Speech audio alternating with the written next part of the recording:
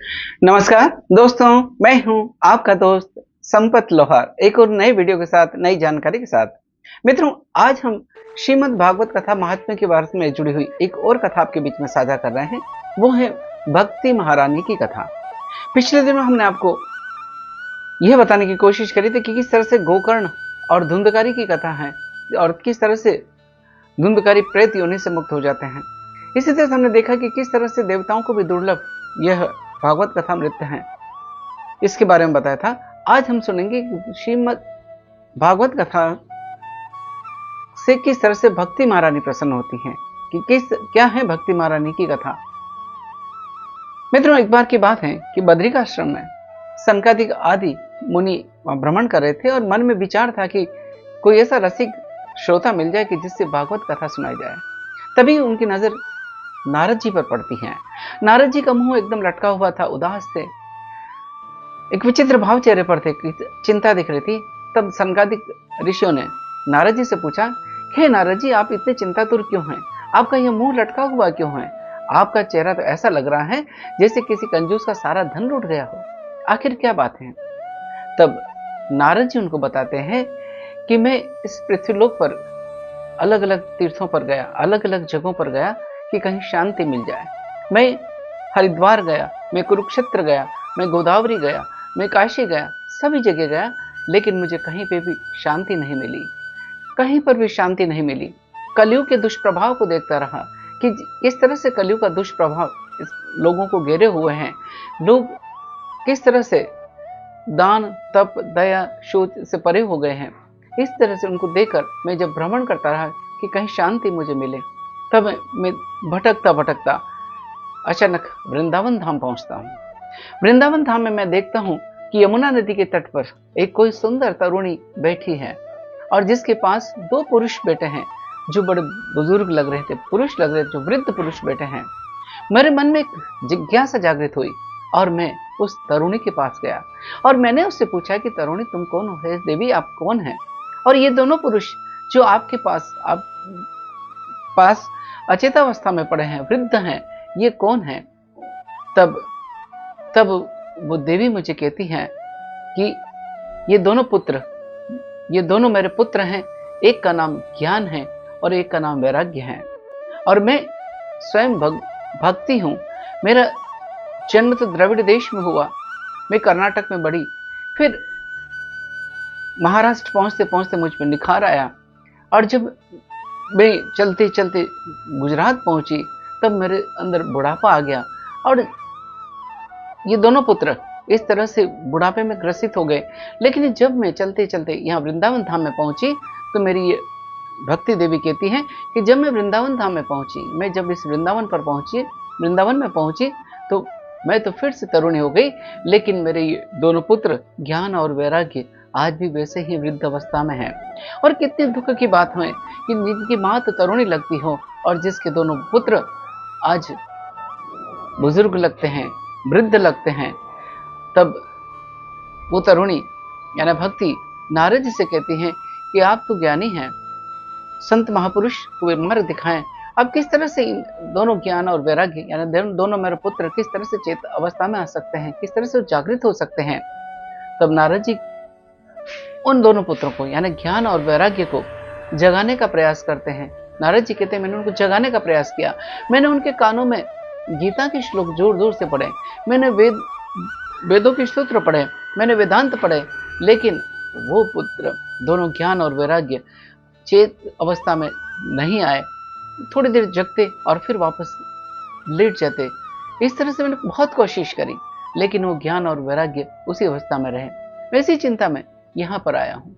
मैंने उस तरुणी को कहा था कि मैं इनको जागृत करूंगा, मैं इनको फिर से चेत अवस्था में लाऊंगा। मेरा जब प्रयास निष्फल हुआ तभी मैं चिंतातुर हो गया कि तभी आकाशवाणी होती है और आकाशवाणी में कहा जाता है कि तुम सत्कर्म करो, कोई सत्कर्म करो, किसी सच्चे गुरु या सच्चे मार्गदर्शक की, सच्चे महापुरुष के सानिध्य में सत्कर्म करो। तब ये अवश्य ही जागृत हो जाएंगे, तब यही इनमें चेतनता आ जाएगी। मैं इसी चिंता में सोचता रहा और मन में विचार करता रहा कि आकाशवाणी ने ये तो बताया कि मुझे सत्कर्म करना है, किसी संत महापुरुष से सुनना है, लेकिन वो कौन है, कहाँ मिलेगा? मैं भटकता रहा, वहां से मैं चला आया। क्यों? और जगह जगह पर लोगों को पूछता रहा कि वो सत्कर्म क्या है, कोई साधन हो तो बताइए कि जिससे ये भक्ति के पुत्र ज्ञान और वैराग्य जागृत हो जाए। लेकिन मुझे कहीं पर वो रास्ता नहीं मिला, कहीं कोई किसी ने मुझे वो राह नहीं दिखाई। तो इसलिए मैं यहाँ चलते चलते यहाँ बद्री का आश्रम आया, यहाँ आपसे मुलाकात हुई। तो कोई रास्ता हो तो आप बताइए। तब सनकादिक कहते हैं कि नारद, तुम तो बहुत विद्वान हो, तुमने तो चतुर्थ श्लोकी भागवत कही है, तुमने तो स्वयं ज्ञान दिया, और तुम्हारे सानिध्य में रहकर कयादु पुत्र प्रहलाद इस माया से मुक्त हुआ है। तुम्हारी इस ज्ञान से तो ध्रुव को ध्रुवपद मिला है। तब नारद जी उनसे पूछते हैं सनकादिक मुनियों से कि आप ही कोई सत्कर्म का मार्ग बताइए, ऐसे ही कोई साधन बताइए जिससे ज्ञान और वैराग्य जागृत हो जाए, जिससे भक्ति देवी फिर से तरुणी बनी रहे। तब सनकादिक कहते हैं कि हरिद्वार के पास में श्रीमद् भागवत कथा, हरिद्वार के पास में आनंद नाम का घाट है, वहां पर तुम जाओ और वहां पर भागवत कथा ज्ञान यज्ञ का आयोजन करो। वहां पर जहां पर कई सारे हरे वृक्ष हैं, सुंदर सुंदर लता हैं, वृक्ष हैं, वहां पर सुंदर ताजा बालू, चमकीली बालू हैं, वहां पर जाकर जहां पर कई देवता और सिद्धगण आते हैं, वहां पर श्रीमद् भागवत कथा का, वहां पर इस ज्ञान यज्ञ के आयोजन करो। तब वहां पर नारद जी और वो सनकादिक आदि चारों मुनि, यानी कि जो सनकादिक जो ऋषि थे, उम्र में तो 5 वर्ष के लगते थे, लेकिन वो पूर्वजों के पूर्वज थे, यानी हमेशा वो तरुण युवा ही बालपन में ही रहते थे।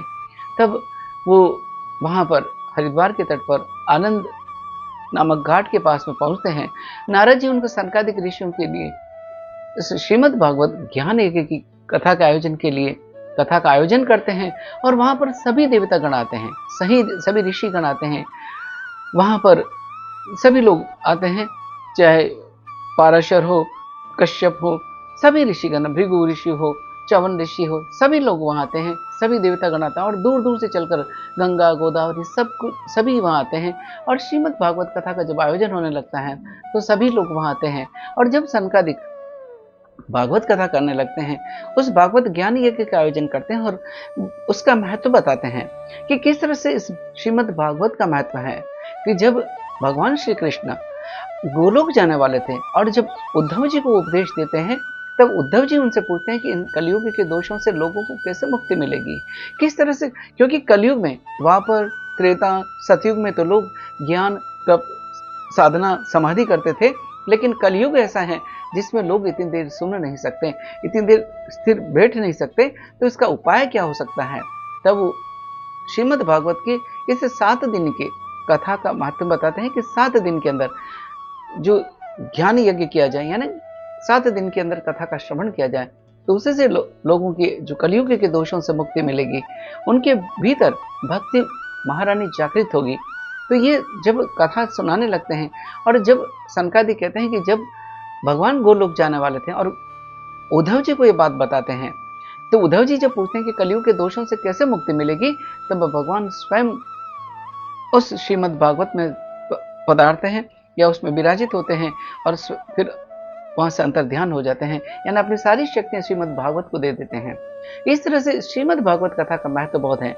और जब सनकादिक श्रीमद् भागवत कथा का ज्ञान या कर रहे थे, तभी एक विचित्र घटना घटती है। वहां देखते हैं कि एक तरुणी सी सुंदर स्त्री फिर से वो वहां प्रकट होती है, वो आ जाती है, हरे कृष्ण हरे मुरारी हे नाथ नारायण नाम जपते हुए, कई मंत्रों का जाप करते हुए वहां आती हैं। वो भक्ति महारानी वहां जाती हैं, और उसके साथ में उसके दोनों पुत्र भी, ज्ञान और वैराग्य भी आ जाते हैं, और वो भी वहां पे तरुण हो जाते हैं। यानी जिस तरह से भक्ति महारानी वहां फिर से आती हैं, और वहां पर उसके साथ में दोनों ज्ञान और वैराग्य दोनों पुत्र भी आ जाते हैं, और अलग अलग नामों से भगवान के, श्री कृष्ण के का भक्ति करते हुए, कृष्ण के नामों का स्मरण करते हुए आते हैं, ये भाव करते हुए कि हरे मुरारी, हे नाथ नारायण वासुदेवाय। इस तरह से कई मंत्रों का जाप करते हुए आती हैं। और जब भक्ति मां महारानी आ जाती हैं और फिर सनकादिक ऋषियों से पूछती हैं कि मैं इस कलयुग में तो आ गई, अब मुझे यहाँ पर कहाँ बैठना है, मुझे कोई स्थान दीजिए। तब सनकादिक ऋषि कहते हैं कि जो हरि भक्त हैं, जो श्री कृष्ण भक्त हैं, जो विष्णु भक्त हैं, तुम उन विष्णु भक्तों के हृदय में निवास करो। और वह भक्ति महारानी सभी भक्तों के हृदय में निवास करती हैं और उनके भीतर ज्ञान और वैराग्य की प्राप्ति होती है। और यह है श्रीमद् भागवत कथा का महत्व भी, कि जैसे मैंने पहले भी बताया था कि भागवत में 4 शब्द हैं, भ, घ, व और त।